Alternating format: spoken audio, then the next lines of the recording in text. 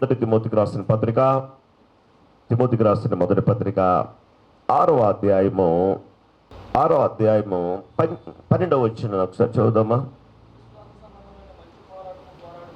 విశ్వాస సంబంధమైన మంచి పోరాడము నిత్య జీవమును చేపట్టుము. చూడండి, దాన్ని పొందుటకు నీవు పిలువబడి అనేక సాక్షుల ఎదుట చూడండి, మంచి ఒప్పుకోలు. అందరూ చెప్తారా మంచి ఒప్పుకోలని? మంచి ఒప్పుకోలు వాక్యానుసారమైన ఒప్పుకోలు. మంచి ఒప్పుకోలు మనుషులు ఏమంటున్నారో అనేది కాదు, లేదా మనము ఏమనుకుంటున్నామో అనేది కాదు, కానీ దేవుని వాక్యము ఏం సెలవిస్తుంది, దేవుని వాక్యము ఆ పరిస్థితిలో మనతో ఏం మాట్లాడుతున్నది, లేదా ఆ పరిస్థితుల గుండా ఇప్పటికే వెళ్ళిన దైవజనులు కావచ్చు, లేదా పరిశుద్ధ గ్రంథంలో ఉన్న ప్రవక్తలు కావచ్చు, వారు ఎలాగూ దేవుని యందు విశ్వాసం ఉంచి, లేదా దేవుణ్ణి వారు ఎరిగి దేవునితో వారికి ఉన్న సంబంధాన్ని బట్టి వారు ఎలాగూ మంచి ఒప్పుకోలను వారు ఒప్పుకున్నారు, దాని ద్వారా వారు ఎలాంటి ఫలితాన్ని అనుభవించారు అనేది మనం గమనించినట్లయితే, పౌలు గారు తిమోతితో అంటున్నాడు ఏమనంటే, నువ్వు అనేకులు ఎదుట మంచి ఒప్పుకోలు ఒప్పుకున్నావు. దేవునికి స్తోత్రం. మన జీవితాల్లో మనం గమనిస్తే ఈ వారం అంతట్లో ఎలాంటి ఒప్పుకోలు నువ్వు చేసుకుంటూ ఉంటావు. కొన్నిసార్లు గృహంలో ఇంట్లో ఏమి లేవనుకోండి, తినడానికి త్రాగడానికి ఏమి సరైన సరుకులు వనరులు లేవనుకోండి, ఎలాంటి మాటలు వస్తాయి? ఏం మాట్లాడతారు మీరు? ఎప్పుడు ఇంతే, ఇంట్లో ఎప్పుడు ఏముండవో, ఈ దరిద్రము లేదా ఈ లేమి అని దీన్ని పలుకుతూ ఉంటారు. కానీ దానికంటే మంచి ఒప్పుకోలు ఏంటయ్యా అంటే, యెహోవా నా కాపరి, నాకు దీనికి కొద్దిగా నోరు తెరిచి చెప్పండి. మంచి వాక్యాన్ని పలకటం మంచిది మన జీవితంలో. వాక్యాన్ని పలికిన వాళ్ళు వాక్యములో ఉన్న శక్తిని, వాక్యములో ఉన్న జీవమును అనుభవిస్తారు. పరిస్థితులను బట్టి మాట్లాడితే అదే ఉంటుంది, కానీ వాక్యమును గనక పరిస్థితుల మీద ప్రకటిస్తే వాక్యము పరిస్థితులను మార్చగలదు. హల్లెలూయా, హల్లెలూయా. నిజమే, ఈ రోజున నీ జీవితంలో, నీ కుటుంబంలో, నీ గృహంలో ఏమీ లేని స్థితే ఉంది, కానీ వాక్యం అది అనడం లేదు కదా. వాక్యం ఏమని అంటుందంటే, యెహోవా నా కాపరి, నాకు లేమి కలుగదు, ఆయన పచ్చిక గల చోట్ల పరుండు చేయుచున్నాడు, శాంతికరమైన జలముల యొద్దకు నన్ను నడిపించుచున్నాడు.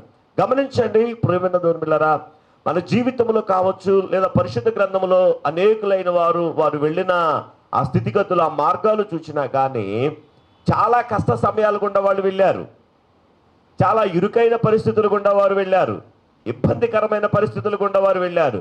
కానీ ఆ పరిస్థితుల్లో కూడా వారి హృదయములో దేవుని మీద విశ్వాసము, దేవుడు వారి ఎడల కలిగి ఉన్న ప్రణాళికలను బట్టి వారు పరిస్థితులను బట్టి మాట్లాడలేదు, కానీ దేవుని వాక్యమును బట్టి వారు మాట్లాడారు.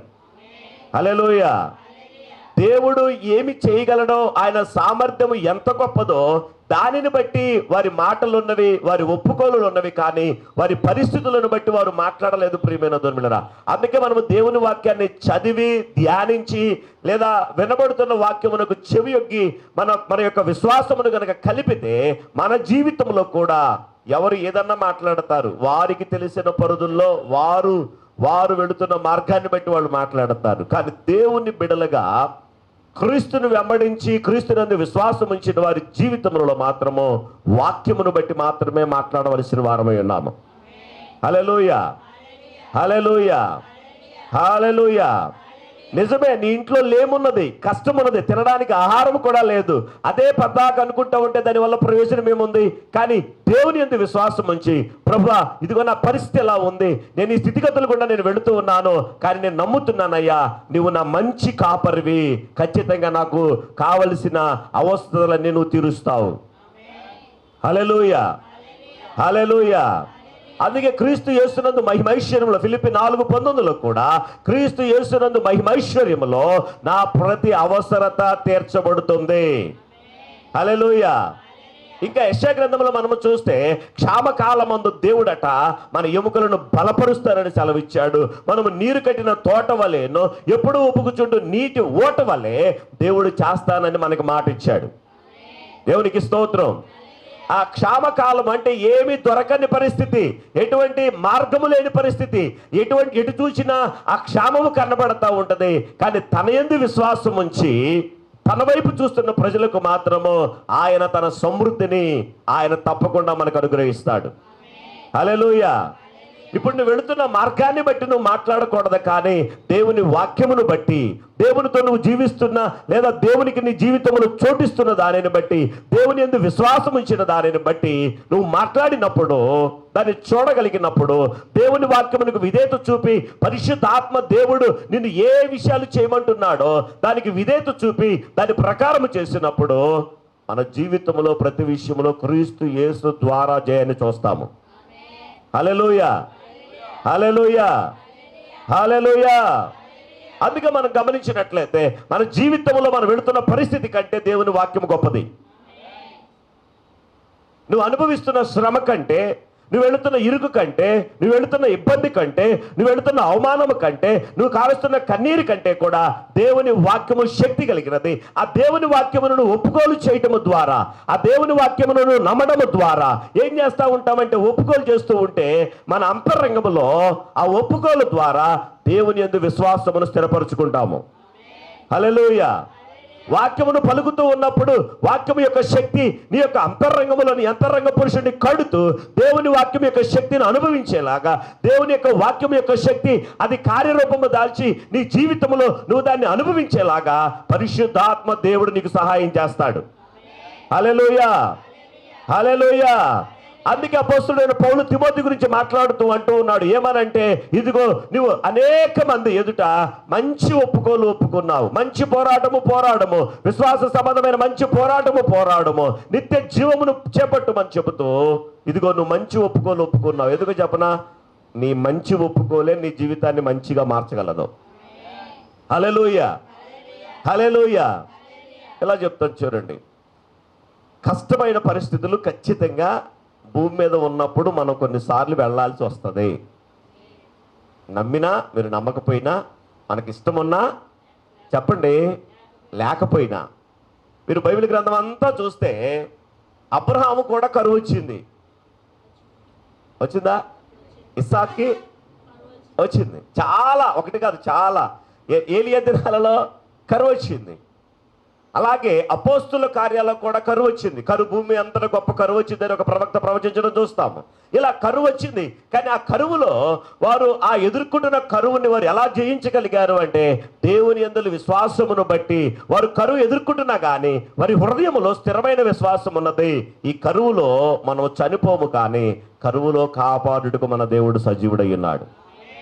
హల్లెలూయా. కరువులో వారిని సజీవులుగా కాపాడుటకు, తన నామ మహిమ కొరకు సాక్షులుగా నిలబెట్టుటకు ఆయన శక్తిమంతుడైన దేవుడై ఉన్నాడు. ప్రియమైన దేవుని బిడ్డలారా, కాబట్టి నీ జీవితంలో ఏ పరిస్థితి గుండా నువ్వు వెళుతున్నప్పటికీ కూడా, ఆ కష్టకాలంలో, ఆ ఇరుకులో, ఆ ఇబ్బందిలో, ఆ ఏమీ లేని పరిస్థితుల్లో నువ్వు చేయవలసింది ఏంటో చెప్పనా? దేవుని వాక్యాన్ని చదివి ప్రార్థన చేసుకుంటున్నప్పుడు పరిశుద్ధాత్మ దేవుడు నీకు కొన్ని ప్రేరేపణలు ఇస్తూ ఉంటాడు. హల్లెలూయా. ఆ ప్రేరేపణను పట్టుకొని నీ జీవితం మీద, ఇదిగో ప్రభువా, ఇప్పుడు నా పరిస్థితి ఎలా ఉంది, నేను ఈ మార్గముల గుండా వెళుతున్నాను, కానీ నీ వాక్యమును బట్టి, మీ ఆత్మ నడిపింపుని బట్టి, ఇదిగో నేను దీన్ని నమ్ముతున్నానయ్యా, ఇదిగో నా జీవితం మీద నేను దీన్ని పలుకుతూ ఉన్నాను, నా కుటుంబంలో నేను దీన్ని పలుకుతూ ఉన్నాను, నా బిడ్డల జీవితంలో నేను దీన్ని పలుకుతున్నాను, ఇదిగో నా సంఘము మీద దీన్ని పలుకుతూ ఉన్నాను, ఇదిగో నీ వాక్యమును బట్టి, మీ ఆత్మను బట్టి మీరు నన్ను ప్రేరేపిస్తున్న ఆ ప్రేరేపణకు నేను లోబడి ఈ మాటలు నేను పలుకుతున్నానయ్యా, ఖచ్చితంగా నేను వాటిని అనుభవిస్తాను. హల్లెలూయా, హల్లెలూయా. ఒకడు తన నోటి మాటల వలన ఫలాన్ని అనుభవిస్తారంట. ఒకడు నోటి మాట వల్ల తన కడుపు నిండుతుందని చెప్పి దేవుని వాక్యం సెలవిస్తుంది. అంత మాత్రమే కాదు, కానీ ప్రభు కూడా ఏమన్నారంటే, హృదయము నిండి ఉన్న దానిని బట్టి నోరు మాట్లాడుతుంది. హల్లెలూయా. నీకు కరువు ఉంది, 100 సార్లు కరువు అంటే కరువు పోదు. అని 100 సార్లు గనక నీవు ఆ కరువుని సమృద్ధిగా చూడగలిగితే, ఆ సమృద్ధి పలకగలిగితే, నీ విశ్వాసాన్ని కట్టుకోగలిగితే, దేవుని కృపవేమో కనిపెట్టుకొని ఉంటే, ఆయన కరువులో కూడా సమృద్ధిని ఇవ్వగలిగిన దేవుడు. హల్లెలూయా, హల్లెలూయా. నీ లేమిలో ఆయన నీకు సహాయం చేసే దేవుడు, నీ కష్టకాలంలో నీకు ఉత్తరం ఇచ్చే దేవుడు, నీ కష్టకాలంలో నిన్ను లేవనెత్తే దేవుడు ఆయన, ప్రియమైన దేవుడా. అందుకే ఏమీ లేని నీ జీవితంలో నీవే వాక్యమును బట్టి, ఆత్మను బట్టి, దేవునితో కలిగి ఉన్న సహవాసమును బట్టి నీ జీవితం మీద ఆ వాక్యమును పలికినప్పుడు ఏమీ లేని నీ జీవితంలో అన్నీ సమకూర్చుకోవడానికి ఒక మార్గాన్ని తెరిచిన వాడుగా. హల్లెలూయా. దేవుడు నీ జీవితంలో చేయాలనుకున్న ప్రతి దానికి నువ్వు ఆయనతో సహకరించి, నీ సుబుద్ధిని ఆధారము చేసుకొనక, నీ సొంత భక్తిని ఆధారము చేసుకొనక, దేవుని యందు విశ్వాసం ఉంచి, దేవుని వాక్యమును ఆధారము చేసుకొని పరిశుద్ధాత్మకు విధేయత చూపుతూ నువ్వు పలుకుతున్నప్పుడు ఏమవుతుందంటే నీ జీవితంలో అనేకమైన మార్పులను నువ్వు చూడగలుగుతావు. హల్లెలూయా, హల్లెలూయా. చూద్దామా దేవుని వాక్యములో ఇంకా కొన్ని విషయాలు రాత్రి కాలపు వేళ. ఆదికాండము 22వ అధ్యాయము చూద్దామా. ఆదికాండము 22వ అధ్యాయము 3 నుంచి 5 వచనాలు. మనందరికీ తెలిసిన వాక్య భాగమే. అబ్రహాముకు దేవుడు 75 సంవత్సరాల వయసులో ఒక కుమారుణ్ణి అనుగ్రహిస్తాడు. అనుగ్రహించిన తరువాత, క్షమించండి, 100 సంవత్సరాల వయసులో ఒక కుమారుని అనుగ్రహిస్తాడు. 75 సంవత్సరాల వయసులో అబ్రహామును పిలిచాడు దేవుడు. 22:3-5. తెల్లవారినప్పుడు అబ్రహాము లేచి తన గాడిదకు గంత కట్టి వెంట పెట్టుకొని, చూడు, దేవుడు తనతో చెప్పిన చోటునకు వెళ్ళెను. 3వ నాడు అబ్రహాము కన్నులెత్తి దూరము నుండి ఆ చోటు చూచి పనివారితో, మీరు గాడిదతో ఇక్కడనే ఉండుడి, నేనును చిన్నవాడును అక్కడికి వెళ్ళి మ్రొక్కి. చూడండి, ఈ మాటను కొంచెం జాగ్రత్తగా పట్టుకోండి. మ్రొక్కి మరలా వస్తాను అంటల్లా, నేను ఒక్కడనే వస్తాను అంటల్లా, వచ్చేదమ్ము అంటున్నాడు. అంటే ఎందుకు వెళ్ళేది? ఎవరిని బలివ్వడానికి? కుమారుడిని తీసుకొని వెళుతున్నాడు. సాధారణంగా దేవనాలంటే అక్కడ ఏం చేస్తాం, దేవుడు పిలిచాడు, వచ్చాను, 75 సంవత్సరాలప్పుడు వచ్చాను, 25 సంవత్సరాలు ఎదురు చూశాను, ఒక కుమారుడిని ఇస్తానని దేవుడు వాగ్దానం చేశాడు. ఇచ్చిన దేవుడు మరలా బలిమ్మని అంటున్నాడు. ఏం చేస్తావు? నేను వెళ్ళి ఆ దేవుడికి అక్కడ బలి చేసి నేను ఒక్కడే వస్తాను, మీరు ఇక్కడే ఉండండి, మీరు ఇక్కడ ఏడుతా ఉండండి, నేను అక్కడ ఏడుతా వెళ్తాను అనాలి మామూలుగా అయితే. ఆయన ఏమంటున్నాడు చెప్పనా? మీరు ఇక్కడే ఉండండి, నేను నా కుమారుడు వెళ్తాము, దేవునికి బలి అర్పిస్తాము, తిరిగి మరలా వస్తాము. హల్లెలూయా, హల్లెలూయా. ఇద్దరం వెళుతున్నాము, ఒక్కడనే వస్తాననటం లేదు. ఇద్దరము వెళుతున్నాము, మరలా ఇద్దరముగా తిరిగి ఇక్కడికి వస్తాము. హల్లెలూయా. ఏ విశ్వాసం అండి అబ్రహాముకి? బలి అర్పించినా కానీ దేవుని నమ్ముతున్నాడంటే, దేవుడు ఇదిగో ఒకవేళ దహన బలిగా నా కుమారుణ్ణి అర్పించాను అనుకోండి, దేవుడు ఏం చేస్తారంటే ఆ బూడిదలో నుండి కూడా మరలా నా కుమారుణ్ణి సజీవుడిగా లేవనెత్తగలడు. హల్లెలూయా. ఒకవేళ తనని గనక దహించి వేశారు అనుకోండి, బూడిదిగా మార్చబడ్డా కానీ ఆ బూడిదలో నుంచి కూడా బూడిదికి కూడా ఆయన జీవం ఇవ్వగలడు. ఆయన మరలా నా కుమారుని నాతో కూడా తిరిగి పంపించగలడు. హల్లెలూయా, హల్లెలూయా. కొన్నిసార్లు దేవుడు మనల్ని కూడా పరీక్షిస్తాడు. దేవుని రాజ్యములో కానుకలు వెత్తడానికి లేదా ఏదైనా పని చేయడానికి లేనప్పుడు కూడా దేవుడు ప్రేరేపిస్తాడు. వినపడింది నా మాట? వినబడి ఆమె ఏం చెప్తున్నారా? ఉన్నప్పుడు కాదు, సమృద్ధి ఉన్నప్పుడు కాదు, జేబు నిండా డబ్బులు ఉన్నప్పుడు కాదు, లేదా బ్యాంకు నిండా డబ్బులు ఉన్నప్పుడు కాదు, లేదా మరి ఇంకేదన్నా అన్ని ఇంటి నిండా డబ్బులు ఉన్నప్పుడు కాదు. ఉన్నదే కొంచెము, ఉన్నదే తక్కువ, దానిలో కూడా దేవుడు ఏం చేస్తారంటే ఇది కూడా ఇచ్చేయమంటాడు. మనం ఏమంటాం? ఇదేంటి ప్రభా, నాకే సరిపోక నేనే నిన్ను ఇమ్మని అడుగుతుంటే నువ్వు ఉన్నది కూడా ఇచ్చేయమంటావేంటయ్యా? ఎందుకో చెప్పనా? మన లేమిలో దేవునికి మన విధేయత చూపితే ఆయన సమృద్ధిని మన జీవితంలో దేవుడు విడుదల చేస్తాడు. హల్లెలూయా, హల్లెలూయా. ఇలాగే ఒక దైవజనుడు ఉన్నాడు. తనకి దరిదాపు ఒక $1000 వరకు అవసరత ఉన్నది. దేవుని సన్నిధిలో ప్రార్థన చేస్తూ ఉన్నాడు, కనిపెడుతూ ఉన్నాడు. ప్రభువా, ఇదిగో నాకు ఇన్ని $100 కావాలయ్యా అని చెప్పి ప్రార్థన చేస్తున్నాడు. తన దగ్గర ఆల్రెడీ అప్పటికే $250 ఉన్నాయి. హల్లెలూయా, హల్లెలూయా. ఇంతలో జార్జ్ ముల్లర్ అనే దైవజనుడు ఆ దైవజనుడి దగ్గరికి వచ్చి మాట్లాడుతూ ఆ ఆఫీస్ రూమ్ లో కూర్చొని మాట్లాడుతూ ఉన్నారు. మాట్లాడుతున్నప్పుడు ఈ దైవజనుడితో చెప్తున్నాడు, నీ దగ్గర ఉన్న $250 అతనికి ఇచ్చేయని. ఈయనకి $1000 కావాలి, 250 ఉన్నాయి, అవి కూడా ఇచ్చేయాలి. దేవుడు ఇదేంటి ప్రభు నాకే ఇంకా కావాల్సి వస్తే ఇవ్వ అన్నప్పుడు సాధారణంగా ఇది ఏం చేస్తారు, ఏం చేస్తారు, దేవుడు ఏమంటున్నాడు తీసుకో అని ఇస్తారు. ఏడుస్తా ఇస్తే దేవుడు అంగీకరించాడు, విశ్వాసముతో ఇస్తే, ఉత్సాహముగా ఇస్తే దేవుడు అంగీకరిస్తాడు. హల్లెలూయా. దేవుని ఆత్మకు ఆ దైవజనుడు విధేయత చూపాడు. అయ్యా ఇదిగో దేవుడు నన్ను ప్రేరేపిస్తూ ఉన్నాడు, ఇదిగో ఈ కానుకను తీసుకొని, ఈ అర్పణను తీసుకొని నా కొరకు ప్రార్థన చేయని చెప్పి ఆ ఉన్న $250 ఆ దైవజనుడి చేతిలో పెట్టి ప్రార్థన చేయించుకున్నాడు. ఇతనికి కావలసిన $1000 దేవుడు పంపించాడు.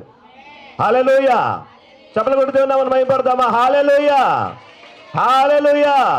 కొన్నిసార్లు మన దగ్గర ఉన్న ధనము అది మనకు సరిపోనప్పుడు దేవుడు ఏం చేస్తాడు అంటే దాన్ని విత్తనముగా మార్చమంటాడు. ఆ విత్తనమును మనం విడుదల చేసినప్పుడు పంటను మన జీవితంలోనికి దేవుడు పంపిస్తాడు. హల్లెలూయా, హల్లెలూయా. చాలా మందికి అక్కడ దేవుడిని నమ్మడానికి, ఆ సందర్భంలో దేవుడిని నమ్మడానికి, ఆ సందర్భంలో దేవునికి విధేయత చూపడానికి, ఆ సందర్భంలో దేవుడి చిత్తాన్ని చేయటానికి వాళ్ళకి ధైర్యం సరిపోదు. అక్కడే చాలా మంది ఏం చేస్తారు చెప్పనా, ఇంక ఇది మనతో కాదులే కానీ ఈయనేందో ఉన్నాయి మొత్తం వదిలిచ్చేసేటట్టున్నాడు. ఉన్నాయి మొత్తం వదిలిస్తున్నాడా? దగ్గరగా హల్లే చెప్దాం. కొత్త వాటిని మనుషులు చూసి ఆశ్చర్యపడే రీతిలో పరిశుద్ధాత్మ దేవుడు లేవనెత్తుతాడు. హల్లెలూయా, హల్లెలూయా. నువ్వు ఏమి నమ్మగలుగుతున్నావు అనేది చాలా ప్రాముఖ్యమైనది. దేనితో నీ హృదయాన్ని నింపుకుంటున్నావు అనేది చాలా ప్రాముఖ్యమైనది. ప్రియమైన దేవుడా, అబ్రహాం అయితే, మన పితరుడైన అబ్రహాం అయితే ఎంత గొప్ప పరిపూర్ణమైన విశ్వాసాన్ని నింపుకున్నాడో, ఎంత గొప్ప పరిపూర్ణమైన విశ్వాసముతో తను మాట్లాడుతూ ఉన్నాడో, ఆ మంచి ఒప్పుకుంటూ ఉన్నాడో. ఇదిగో మేమిద్దరము వెళ్ళి బలి అర్పించి మరలా తిరిగి వస్తామని చెప్పాడు. వాళ్ళిద్దరు వచ్చారా, ఒకళ్ళే వచ్చారా? ఏమా, ఇద్దరు వచ్చారు. ఎందుకని? తను నమ్మి పలికిన దానిని దేవుడు తనకు జరిగించాడు. హల్లెలూయా. వెళ్ళిపోయాడు. ఆ దహన బలి ఇవ్వటానికి బలిపీఠాన్ని కట్టాడు. తన కుమారుడు కూడా అడిగాడు, అయ్యా అన్నీ తీసుకొస్తున్నా కానీ ఇంతకీ గొర్రెపిల్ల లేదయ్యా అని చెప్పాడు. దేవుడే చూసుకుంటాడు. దేవునికి స్తోత్రం. దేవుని చిత్తమును దేవుడు ఏది చెబితే అది చేసేవారి జీవితంలో దేవుడు సమస్తమును చూసుకుంటాడు. హల్లెలూయా. దేవుని ఆజ్ఞలు గైకొనే వారికి, దేవుడి చిత్తమును జరిగించే వారికి, దేవుని వాక్య ప్రకారము దశమ భాగమును కానీ, క్రమముగా దేవుని మందిరానికి వచ్చే విషయము కానీ, క్రమముగా ఆయనతో సహవాసము గడిపే విషయము కావచ్చు, లేదా ఏ పరిస్థితి అయినా కానీ దేవుణ్ణి పట్టుకొని దేవుణ్ణి వెంబడించే వారికి ఆయన ప్రతికూలమైన పరిస్థితులను కూడా ఆయన అనుకూలముగా మార్చుటకు ఆయన సామర్థ్యం కలిగిన దేవుడిగా ఉన్నాడు. హల్లెలూయా. సాధారణంగా మన జీవితంలో అనేకమైన పరిస్థితులు గుండా వెళ్ళవలసిన అవసరం వస్తుంది ప్రియమైన దేవుని బిడ్డలారా. కానీ మనం నమ్మవలసింది ఏంటయ్యా అంటే పరిస్థితులను బట్టి కాదు, కానీ ఆ పరిస్థితులను దేవుని వాక్యమును బట్టి పరిశుద్ధాత్మ ప్రేరేపణ ద్వారా వాటిని నేను జయిస్తాను. హల్లెలూయా, హల్లెలూయా. బహుశా నీ పిల్లలకి తెలివి లేదేమో, జ్ఞానం లేదేమో. ఏమంటా పద్దాక నీకు తెలివి లేదు, జ్ఞానం లేదు, అది లేదు. అది కాదు నువ్వు అనాల్సింది. నాలో ఉన్న క్రీస్తు నిరీక్షణను జ్ఞానమునై ఉన్నాడు. బుద్ధి జ్ఞానములు సర్వసంపదలు అని యందు గుప్తములై ఉన్నవి. దేవుని వాక్యము యెహోవా యందలి భయమే జ్ఞానమునకు మూలము అని నువ్వు పలికినప్పుడు, వారి జీవితంలో వారికి నేర్పించినప్పుడు, యెహోవా యందలి భయభక్తులు వారికి నేర్పించినప్పుడు, దేవుని పాదాల దగ్గర కూర్చోవడం నేర్పించినప్పుడు, దేవుని వాక్యాన్ని చదవటము, దేవుని వాక్యాన్ని ధ్యానించటము, దేవుని ఆజ్ఞలను అనుసరించి నడుచుకోవటము వారికి నేర్పించినప్పుడు వారు బహు గొప్ప జ్ఞానులుగా పరిశుద్ధ ఆత్మ దేవుడు చేస్తాడు. హల్లెలూయా, హల్లెలూయా. మనకు తెలిసిన ఒక నిజమైన సంఘటన అది. ఈ లైట్ని కనిపెట్టిన ఆయన థామస్ ఆల్వా ఎడిసన్ స్కూల్కి పంపిస్తే పాపం ఈయన ఏ రాయమంటే ఆయన రివర్సల్ రాసేవాడంట. పాపం చివరికి స్కూల్ వాళ్ళు అందరూ కలిసి, యాజమాన్యం కలిసి, అయ్యా మీ పిల్లలకి చదువు చెప్పడానికి మా వల్ల కావట్లేదు, వీడికి మానసికంగా ఎదుగుదల లేదు, మేము చెప్పలేమని చెప్పి లెటర్ రాసి పంపిస్తే తల్లి కూర్చోబెట్టి చక్కగా నేర్పించింది. చీకటిలో వెలుగును కనిపెట్టగలిగిన సామర్థ్యాన్ని థామస్ ఆల్వా ఎడిసన్కి దేవుడిచ్చాడు. హల్లెలూయా, వాళ్ళు అన్నారని అయ్యో నా తల్లి నా బిడ్డని ఇట్లా అన్నారని చెప్పి ఆమె కృంగిపోలేదు, లేదా ఆమె కూడా ఇదిగో వీళ్ళు నిన్ను అన్నారు అని చెప్పి ఈమె ఆ మాటను పలకలేదు. కానీ నా పిల్లవాడికి చెప్పడం మీకు చేత కావటం లేదు, నేనే నా పిల్లవాడికి చదువు చెప్తానని చెప్పి అద్భుతమైన విధానంలో తన కుమారులో ఉన్న జ్ఞానమును ఆమె బయటికి తీసుకొని వచ్చింది. దేవుని వాక్యాన్ని, యెహోవా యందు భయభక్తుల్ని తనకు నేర్పించింది. ఆయన బైబిల్ చదువుతుండగా నేను లోకమునకు వెలుగై ఉన్నానన్న మాట, అలాగే మీరు కూడా లోకమునకు వెలుగై ఉన్నారన్న మాట తను పట్టుకుంది. అనేకమైన ప్రయత్నాలు, అనేకమైన పరిశోధనలు చేశాడు. అద్భుతముగా భూమి మీద వెలుగును తీసుకొని రావడానికి కరెంటుని కనిపెట్టాడు. హల్లెలూయా, హల్లెలూయా. చాలా మంది ఏం చేస్తారో చెప్పనా, వాళ్ళన్నారు వీళ్ళన్నారు అని చెప్పి వీళ్ళు కూడా అదే అంటారు. వాళ్ళు వీళ్ళు ఏమన్నారో కాదు, దేవుని వాక్యము ఏమంటుంది, పరిశుద్ధాత్మ దేవుడు నీలో ఏం ప్రేరేపణిస్తూ ఉన్నాడు, పరిశుద్ధాత్మ దేవుడు నిన్ను ఎలా నడిపిస్తూ ఉన్నాడు, పరిశుద్ధాత్మ దేవుడు నిన్ను ఎలా చూస్తున్నాడు అనే దాన్ని నువ్వు గమనించుకోవాలి. ప్రియమైన దేవుని బిడ్డలారా, లోకములో ఉన్న వారందరూ తృణీకరించినా కానీ ఆ తృణీకరించిన వారిని తీసుకొని దేవుడు మూలరాయిగా దేవుడు చేస్తాడు. హల్లెలూయా. తృణీకరించబడిన రాయి మూలకు తలరాయి ఆయనని చెప్పి దేవుని వాక్యం సెలవిస్తుంది. ఆయన్ను కూడా లోకమంతా తృణీకరించింది. ఈయనేం దేవుడు, ఇదే దేవుడు అంటే ఇలా కాదు అలా ఉండాలని చెప్పి దేవుడు మానవులు అనుకున్న రూపంలో ఉండాలని చెప్పి మానవులు అనుకున్నారు, తృణీకరించారు. కానీ దేవుడు ఆయన మూలకు తలరాయిగా చేశాడు. ఆ మూలరాయి మనలను కూడా తృణీకరించబడిన వారినైనా, బుద్ధిహీనులైన వారినైనా, జ్ఞానము లేని వారినైనా, వెర్రి వారినైనా ఆయన తీసుకొని ప్రపంచానికే దేవుడు ఆశీర్వాద కారణంగా చేయగలడు. హల్లెలూయా, హల్లెలూయా. నేను చెప్పనా, దేవుడు ఎందుకు పనికిరాని వారిని భూమి మీద సృష్టించడు?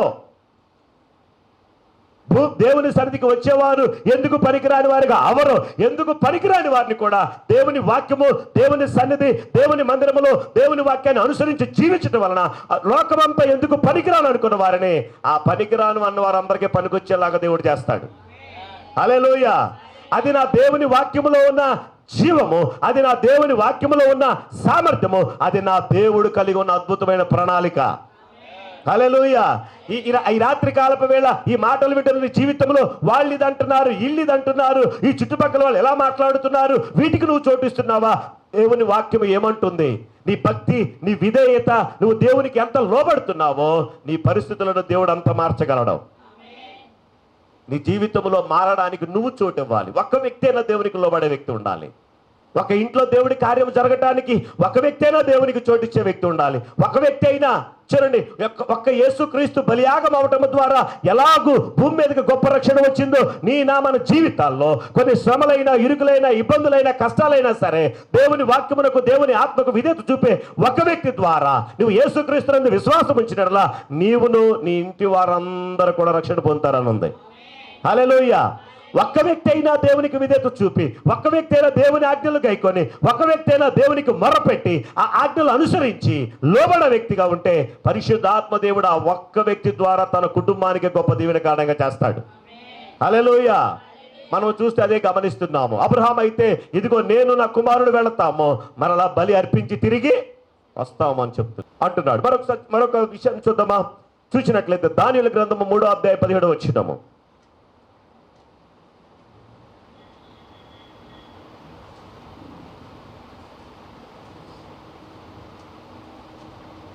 దానియేలు గ్రంథము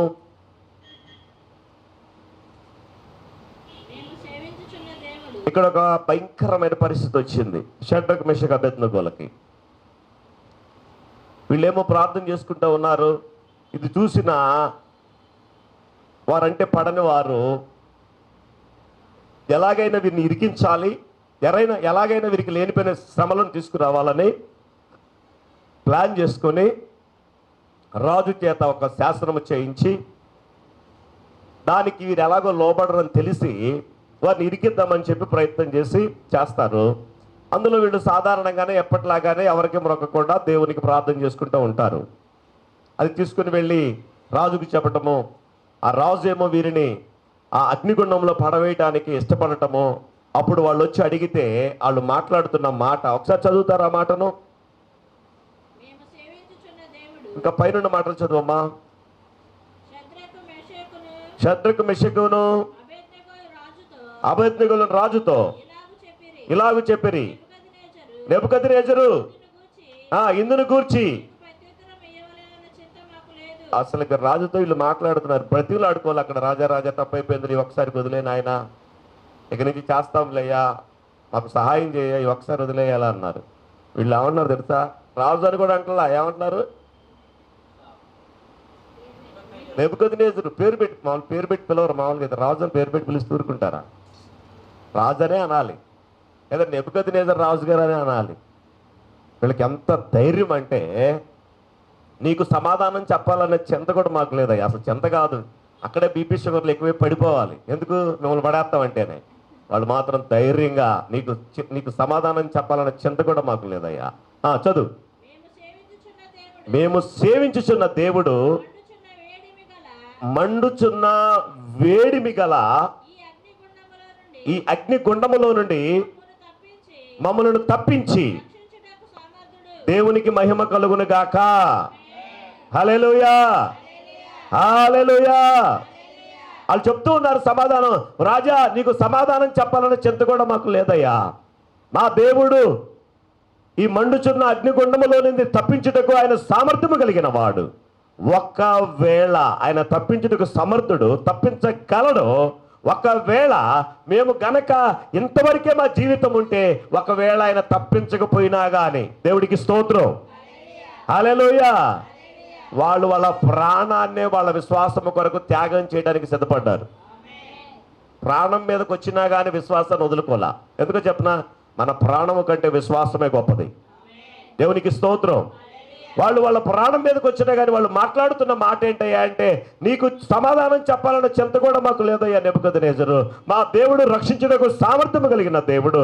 ఒకవేళ ఆయన రక్షింపకపోయినా కానీ, చదువు, మరియు నీ వశమును పడకుండా ఆయన మమ్మల్ని రక్షించును. ఒకవేళ ఆయన రక్షింపకపోయినను, రాజా నీ దేవతలను మేము పూజింపమనియు, నీవు నిలవబెట్టించిన బంగారు ప్రతిమకు నమస్కరింపమనియు తెలుసుకొనుము. అందుకు నెబుకద్నెజరు అత్యాగ్రహము నొందిన షడ్రకు మేషకు అబేద్నెగో అను వారి విషయములో ఆయన ముఖము వికారమాయను గనుక గుండము ఎప్పటికన్నా 7 అంతలు వేడిమిగా చేయమని ఆజ్ఞ ఇచ్చెను. మరియు తన సైన్యములో నుండి బలిష్ఠులలో కొందరిని పిలువ నంపించి షద్రకును మేషకును అబేద్నెగోను బంధించి వేడిమి కలిగి మండుచున్న ఆ గుండములో వేయుడని ఆజ్ఞయగా, వారు వారి అంగీలను, నిలువ టంగీలను, పై వస్త్రములను, తక్కిన వస్త్రములను తీయకయే యున్న పాటున ముగ్గురిని వేడిమి కలిగి మండుచున్న ఆ గుండము నడుమ పడవేసిరి. అలా చెప్దామా? ఇదేంది ఇక అగ్నిలో పడేస్తానులే. అవును, అగ్నిలో పడేసిన హల్లెలూయా. ఎందుకు చెప్పనా? అగ్నిలో ఈ ముగ్గురే లేరు, 4 ఆయన కూడా ఉన్నాడు. దేవునికి స్తోత్రం. కొన్నిసార్లు అగ్నిగుండములోనికి వెళ్ళనివ్వడు, కొన్నిసార్లు అగ్నిగుండంలోకి ఆయనే పంపిస్తాడు, ఆయన అనుమతిస్తాడు ఇల్లు అని. ఎందుకు చెప్పనా? ఆ అగ్నిగుండంలో కూడా నేను నీకంటే ముందుకుంటాను నాయన అని. దేవునికి స్తోత్రం. ఇక్కడ విచిత్రం ఏంటో చెప్పనా? అగ్నిగుండంలో పడవేయటానికి వెళ్ళినోళ్ళు కాలిపోయారు కానీ పడినోళ్ళు కాల్లా. హల్లెలూయా. అక్కడ ఇంకా మనకేం జరిగిందో చెప్పనా? వాళ్ళు బంధకములతో అగ్నిగుండంలోకి వెళతారు, వెళ్ళిన తర్వాత బంధకాలు తెగిపోతాయి. దేవునికి స్తోత్రం. కొన్నిసార్లు మన జీవితంలో ఉన్న బంధకాలు అగ్ని వంటి శ్రమల ద్వారా వెళుతున్నప్పుడు ఆ బంధకాలని కూడా పరిశుద్ధాత్మ దేవుడు తన శక్తి ద్వారా తెచ్చివేస్తాడు. హల్లెలూయా, హల్లెలూయా. అదే మనం గమనిస్తే ప్రియమైనతుడా, ఆ వేడిమి గల అగ్నిగుండములో వారు పడవేసినప్పుడు దాన్ని పడేయటానికి వచ్చిన వాళ్ళేమో కాలిపోయారు, వీళ్ళు మాత్రం ప్రశాంతంగా అగ్నిగుండంలో ఏసీలో తిరిగినట్టు తిరుగుతూ ఉన్నారు. రాజు చూస్తున్నట్టు వీళ్ళకి ఏమైందా అని. ఎందుకో చెప్పనా? ఆ పడేయటానికి వెళ్ళిన వాళ్ళే కాలిపోయారు. ఇళ్ల బ్రతుకులు ఎట్లున్నాయా, ఇళ్ల పరిస్థితి ఎట్లుందా అని చూస్తున్నారు. చదువుతావు నాన్న. రాజాజ్ఞ తీవ్రమైనందున మామూలు కంటే కొంచెం పెంచారు వీళ్ళు చెప్పిన సమాధానానికి. అంత మండేలాగా మాట్లాడారు వీళ్ళు. షడ్రకు మేషకు అబేద్నెగోలను విసిరివేసిన ఆ మనుషులు అగ్ని జ్వాలల చేత కాల్చబడి చనిపోయారు.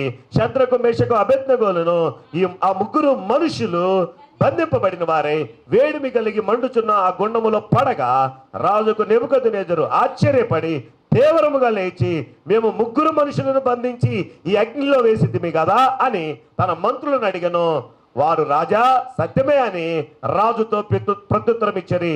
అందుకు రాజు 4 మనుషులు బంధకములు లేక అగ్నిలో సంచరించుట చూచుచున్నాను. హల్లెలూయా, హల్లెలూయా. అగ్నిలో పడితే వచ్చిన లాభం ఏంటంటే ఉన్న బంధకాలు కూడా తెగిపోయినాయి. హల్లెలూయా.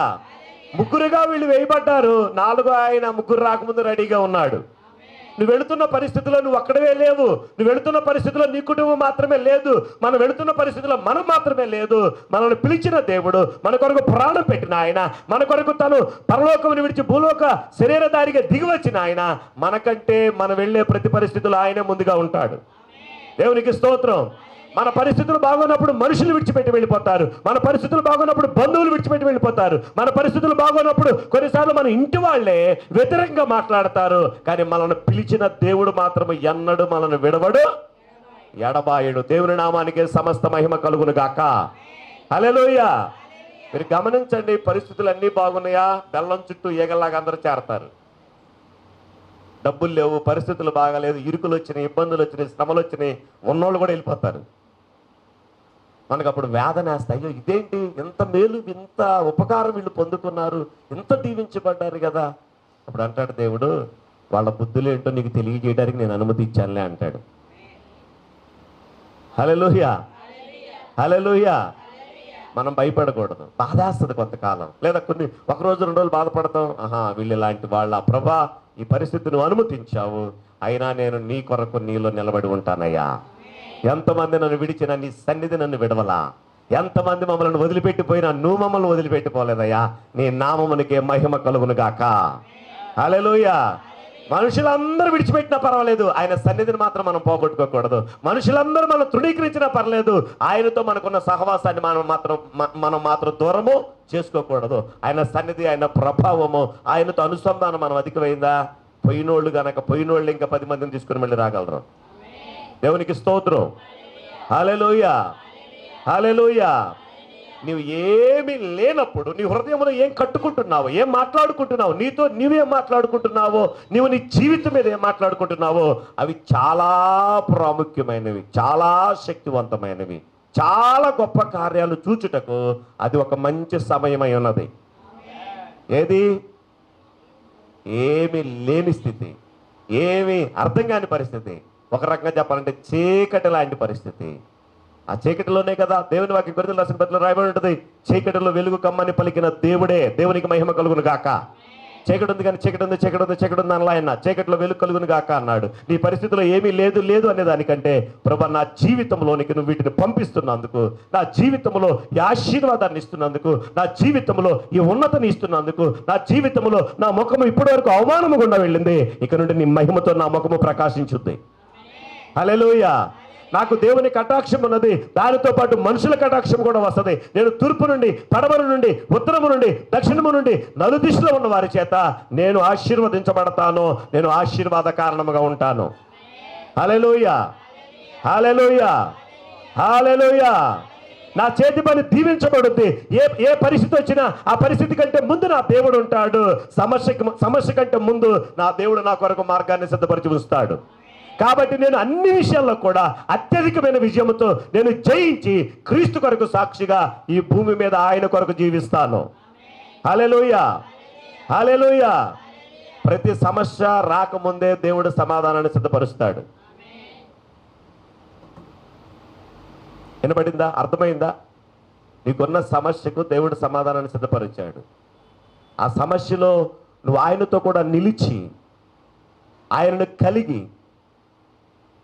ఆయన ఏం చెప్తున్నాడో, పరిశుద్ధాత్మ దేవుడు ఏం సెలవిస్తున్నాడో, వాక్యం ఏం చెప్తుందో, దేవుని ఆజ్ఞలు ఏం చెప్తున్నాయో మనం గ్రహించి వాటికి విధేయత చూపినప్పుడు ఆ పరిస్థితి అట్లా తీసేసినట్లుగా పక్కకెళ్ళిపోతాయి. హల్లెలూయా. ఆ అబ్రహాము మంచి ఒప్పుకున్నాడు, ఆ మంచి ఫలితాన్ని తను అనుభవించాడు. ఈ షడ్రకు మెషకు అబేద్నెగోలు కూడా మంచి వాళ్ళు ఒప్పుకున్నారు, వాక్యానుసారమైనది.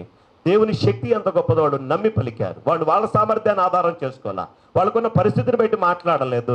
దేవుని యొక్క సామర్థ్యమును, దేవుని శక్తిని, దేవుని గొప్పదనాన్ని వాళ్ళు ఆధారం చేసుకొని మాట్లాడారు.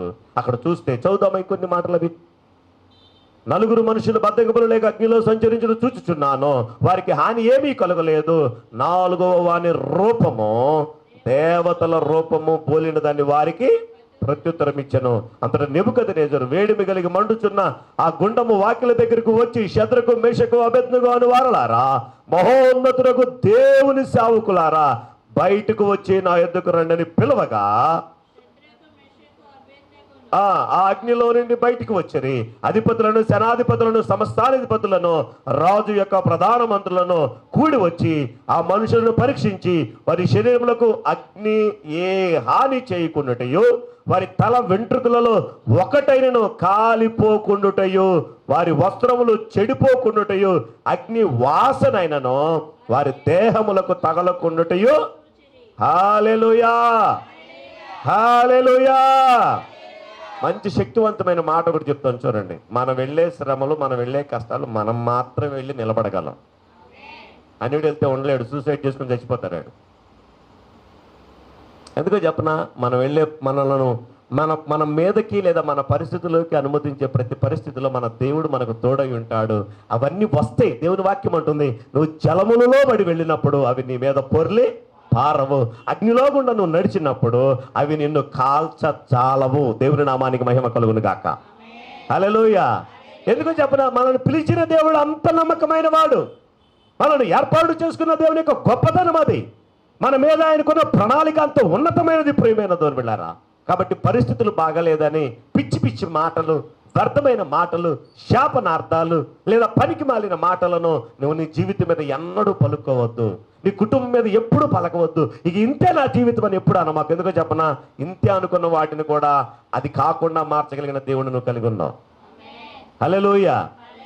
అందుకే మనుషులు చెప్పి ఎక్కువ సమాచారాన్ని వినకూడదు. వినపడిందా? ఎక్కువ సమాచారం లేనిపోయిన హాని తెస్తుంది.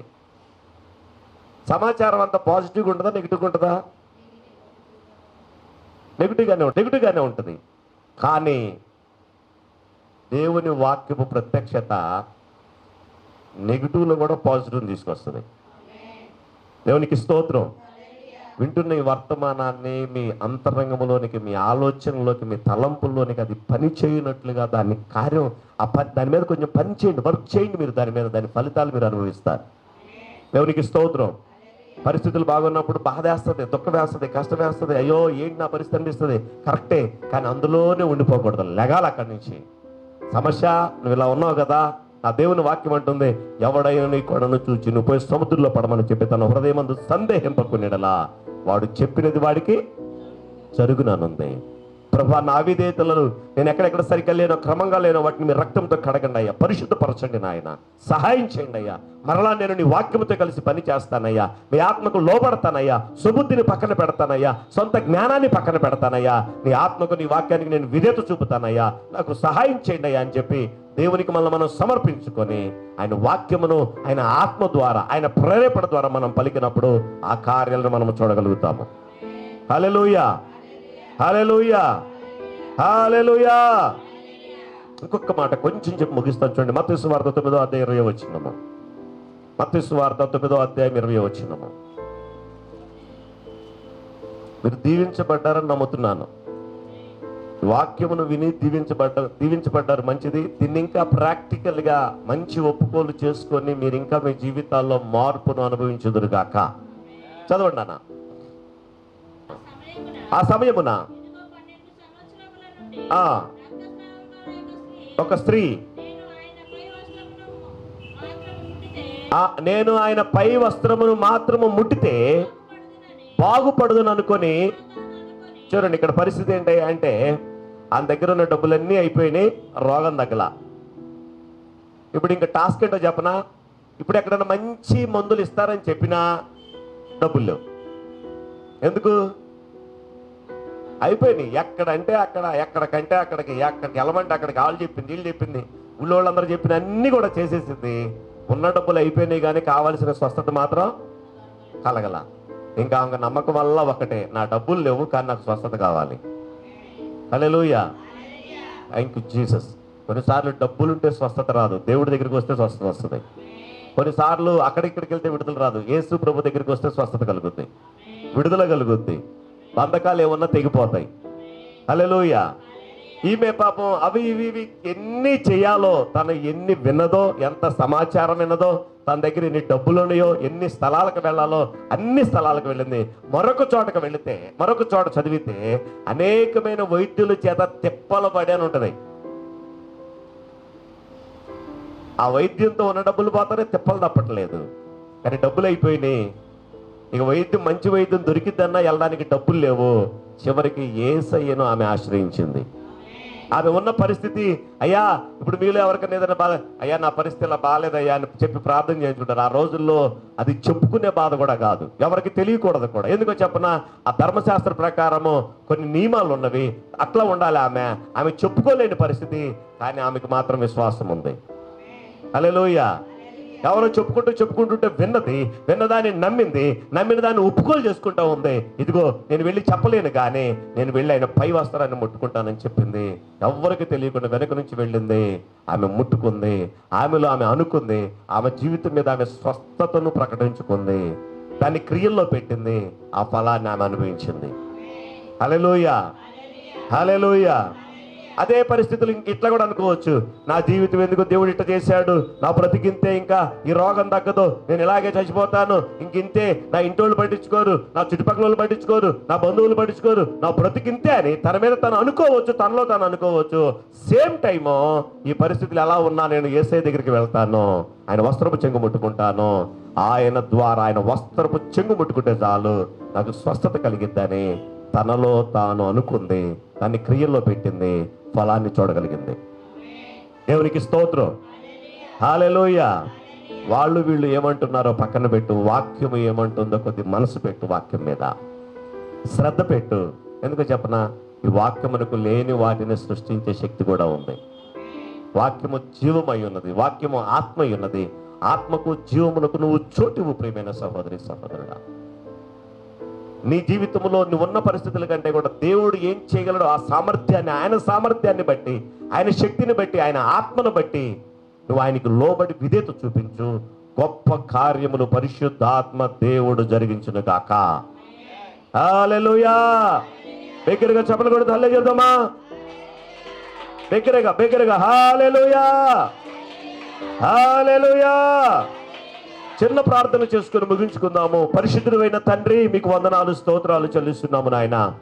ఈ రాత్రికాలపు వేళ మా జీవితములలో మేము ఎదుర్కొంటున్న పరిస్థితిని ఎలా జయించాలో మీరు మాతో మాట్లాడి ఉన్నారు ప్రభా. అపోస్తలుడైన పౌలు తిమోతితో మాట్లాడుతూ అందరి ఎదుట మంచి ఒప్పుకోలు ఒప్పుకుంటువి.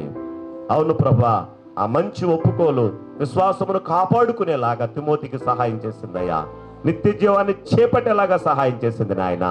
ఈ దినములో ప్రభు, ఈ రాత్రికాలపు వేళ ప్రభా, అబ్రహామును మా ముందు పెట్టావయ్యా.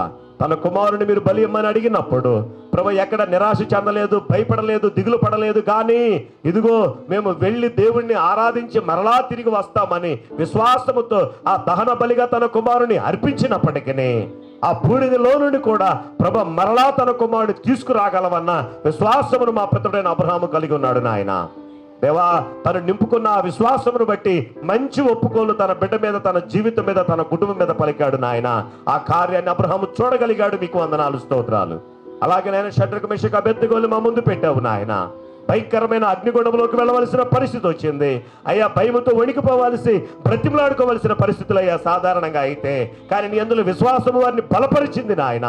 మీకు వందనాలు, స్తోత్రాలు చెల్లిస్తున్నాము. ఇదిగో నీకు సమాధానం చెప్పాలన్న చింత కూడా మాకు లేదు.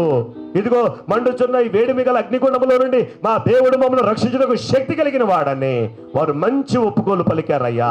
వారికంటే ముందుగా అగ్నిగుండంలో నువ్వు ఉన్నావయ్యా. నీకు వందనాలు, స్తోత్రాలు. వారిని పడివేసిన వారు కాలిపోయారు, కానీ వారికి ఉన్న బంధకాలు ఆ వేడిలో కాలిపోయినాయి నాయన. మీకు వందనాలు, స్తోత్రాలు. పరిశుద్ధాత్మదేవ, ఈ రాత్రి కాలపు వేళ మా జీవితం మీద, మా కుటుంబాల మీద, మా పరిచర్యల మీద ఉన్న ప్రతి బంధకము నాజరేయుడైన యేసు నామములో కాలిపోవును గాక నాయన.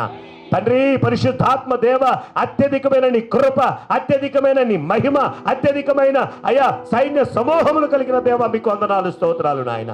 మీరు నాయన ఆశీర్వదించి తూర్పు, పడమర, ఉత్తర, దక్షిణ దిక్కులకు ఈ పరిచర్యను వ్యాపింపజేస్తున్నందుకు మీ కృతజ్ఞతాస్తుతులు చెల్లిస్తున్నాము నాయన. ఓ జీవము కలిగిన తండ్రి, మీకు వందనాలు, స్తోత్రాలు. అగ్నిలో బడి వెళ్ళినవి మమ్మల్ని కాల్చజాలవు తండ్రి, మీకు వందనాలు, స్తోత్రాలు నాయన. అలాగే రక్త స్రావముతో బాధపడుతున్న ప్రభా, ఆ స్త్రీ యొక్క ఒప్పుకోలు మేము ఉని ఉన్నాము నాయన. తన దగ్గర ఉన్న డబ్బులన్నీ అయిపోయినాయి నాయన, కానీ ఆ వ్యాధి నుంచి బయటపడలేకపోయింది. కానీ తను నీ గురించి విన్నది నాయన, నమ్మింది నాయన. తన జీవితం మీద తను పలుకోవటం ప్రభు మొదలు పెట్టిందయ్యా. నేను వెళ్ళి ఆయన వస్త్రపు చెంగు ముట్టుకుంటాను, నాకు స్వస్థత కలుగుతుందని ఆమె ప్రభు విశ్వాసం ఉంచిందయ్యా. తనకు క్రియలు జోడించింది నాయన. అద్భుతమైన విడుదల వెంటనే పొందుకుంది ప్రభు. నీకు వందనాలు, స్తోత్రాలు.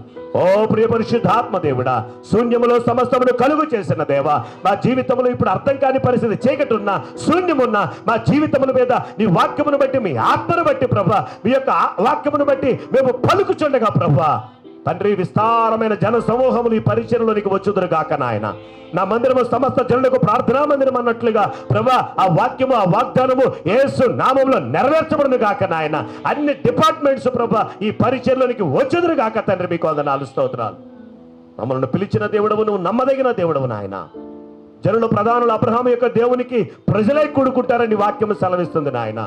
అందును బట్టి మీకు వందనాలు, స్తోత్రాలు. ఇదిగో నేను ఒక నూతన క్రియ చేయించున్నాను, ఇప్పుడే అది మొలుచును, మీరు దాన్ని ఆలోచింపరాని సెలవిచ్చిన దేవా మీకు వందనాలు. అరణ్యములో తురవని కలుగు చేస్తానన్నా, ఎడారిలో నదులను పార చేస్తానని సెలవిచ్చిన దేవా మీకే కృతజ్ఞతాస్తుతులు చెల్లిస్తూ, మేము అన్ని విషయంలో సర్వ సమృద్ధి కలిగిన వారమైన ఆయన, నీ నామానికి మహిమకరముగా ప్రతి సత్కార్యమందు మేము సఫలముగా తండ్రి. మీకు వందనాలు, స్తోత్రాలయ్యా.